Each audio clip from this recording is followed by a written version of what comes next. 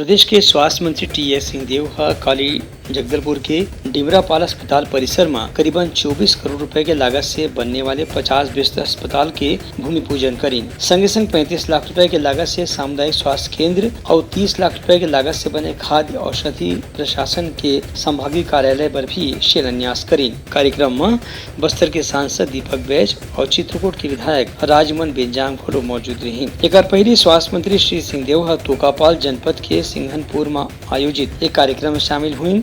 वहां ग्रामीण औद्योगिक पार्क के अवलोकन घरों करीन। संगे संग स्वास्थ्य मंत्री लोहंडीगुड़ा में महिला समूह डाले बनाए गए उत्पाद ला खरीदीन और प्रोत्साहित करीन और वहां के सामुदायिक स्वास्थ्य केंद्र के अवलोकन घरों करीन। जो संविदा डॉक्टर साहबान हैं उन लोग को नियमितीकरण करने में जो नियम है उसमें संशोधन में दिक्कत आ रही है, वो हम लोग अभी तक नहीं कर पाए हैं।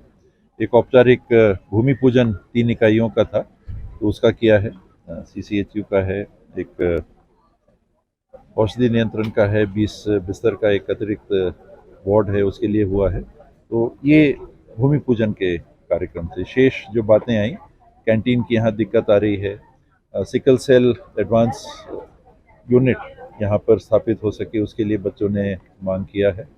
उसके लिए ICMR से शायद पहल करनी होगी, मैं उसको भी देख लूँगा। Bureau report Uttarakhand news.